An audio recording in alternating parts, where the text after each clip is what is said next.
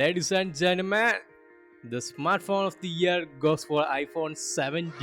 അതെങ്ങനെയാണെന്നല്ലേ പറഞ്ഞുതരാം. അപ്പം ആദ്യം മെയിൻ സ്പെക്സ് ഒക്കെ ഞാൻ പറഞ്ഞുതരാം. ഇതിൽ 120Hz റിഫ്രഷ് റേറ്റ് അത് ബേസ് മോഡൽ ഐഫോണിൽ കൊണ്ടുവന്നിരിക്കുന്നു. പിന്നെ always on display 3000 brightness, aluminium frame. അതൊരു ഡൗൺ ഗ്രേഡ് ആണ്, ടൈറ്റാനിയം ഗ്രേഡ് ആയിരുന്നു നേരത്തെ, ഇപ്പം അലൂമിനിയം ഫ്രെയിം ഉണ്ടാക്കി. പിന്നെ 90 ബയോണിക്കിന്റെ ചിപ്പ്, 8GB റാം. ഇതിൽ സെൽഫി ക്യാമറ ഞാൻ പ്രത്യേകിച്ച് പറയാനുള്ളത്.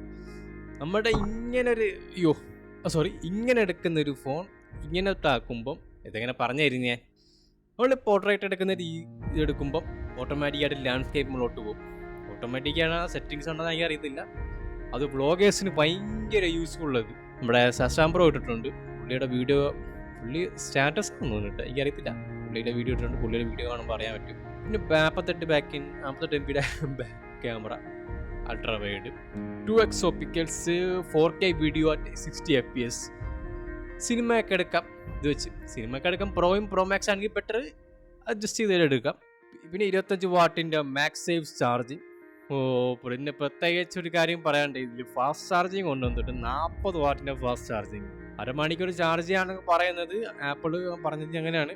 പിന്നെ ചാർജർ ഒന്നും വരുത്തൊന്നുമില്ല, ചാർജർ സെപ്പറേറ്റ് വാങ്ങണം. അത് ആപ്പിളിൻ്റെ തന്നെ വാങ്ങണം, അല്ലെങ്കിൽ വർക്കാകത്തില്ല ഫാസ്റ്റ് ചാർജിങ്. പിന്നെ സെറ്റപ്പ് 90 ഇറങ്ങിയത് എന്ന് വെച്ചാൽ നിങ്ങൾക്ക് ഓൺലൈൻ വാങ്ങാം, ഓഫ്ലൈൻ വാങ്ങാം. സംഭവമൊക്കെ സോൾഡ് ആയിട്ടായി പോയിട്ടുണ്ട്. ഇതിൻ്റെ സ്റ്റാർട്ടിങ് പ്രൈസ് 85,000 ആണെന്ന് തോന്നുന്നു. പക്ഷെ ഞാൻ ഒരു 75-70 ആകുമ്പോൾ ഈ ഫോൺ വോർത്താണ്. പിന്നെ iPhone 17 എയറിനെ കുറിച്ച് പ്രത്യേകിച്ച് ഒന്നുമില്ല പറയാനായിട്ട്, കൊള്ളത്തില്ല ഫോൺ.